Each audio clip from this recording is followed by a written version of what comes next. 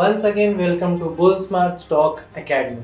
Today we will learn about 3 big mistakes where you can lose your money. From the perspective of investment psychology, investors have 3 biggest psychological obstacles when making transactions which will lead to their losses, such as sunk cost effect, anchoring effect and disposable effect. The word cost of silence is very well known because it is used in many industries, mainly to describe people.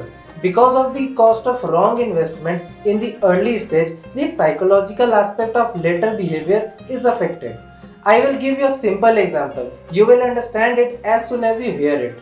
When you download a terrible movie at home and watch it for 15 minutes, you can't bear it. You usually close the player without hesitation and delete the movie file.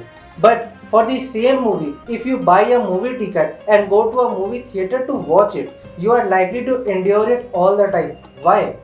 Because the cost you put in before watching a movie is different. There is no cost to download the pirated copy at home except for negligible electricity and internet charges, and the movie ticket is for 300 rupees.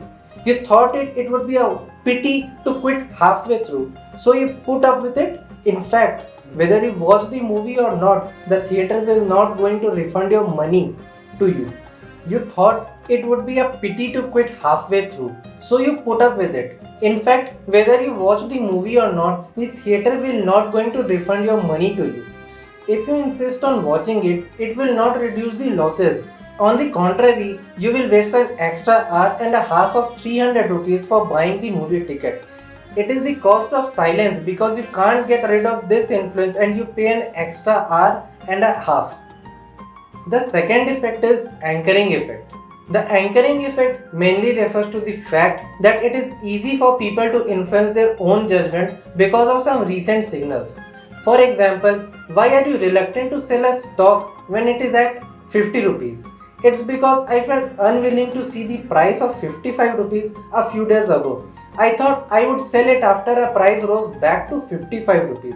As a result, I never waited for 55 rupees. When the price fell to 45 rupees, I thought I would sell it after the price rose back to 50 rupees. All the way down, all the way to be anchored, all the way unwilling. This is why during continuous slump, investors are often dumbfounded and lose their ability to operate. And when the market started to rebound, it was like waking up from a dream. They all waved their knives to cut the meat because once the stock price rebounds, it is easy to reach previously anchored position, so there is an urge to cut them. The application of anchoring effect in the stock market is not only here, but also the so-called pull-up that investors often hear. When a stock rises from 5 rupees to 10 rupees, many people are afraid to buy it. When it continues to rise to 30 rupees and then fall back to 15 rupees, many people are willing to rush and find a bargain.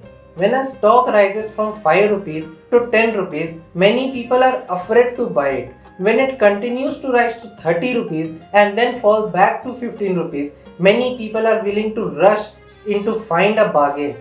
The reason why it feels expensive is because of the anchor in the heart tossed at 5 rupees. The reason why 10 rupees feels cheap in the point of anger in my heart is 30 rupees.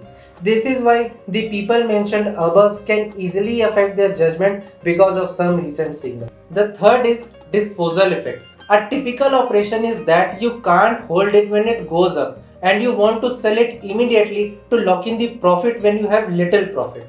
You can't accept selling it at a loss when it goes down. Due to lack of position management, it will soon be in a state of full storage.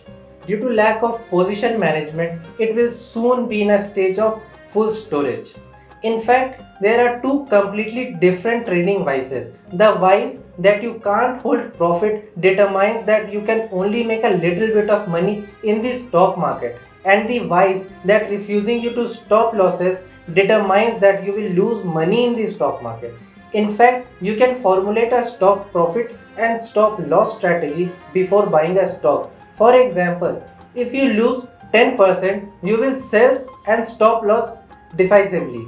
For example, if you lose 10%, you will sell stop loss decisively. and you will immediately stop the profit if you lose 15% of the profit. A strict implementation of this kind of strategy can make you to go further in the stock market. For more of these videos, kindly subscribe to our channel.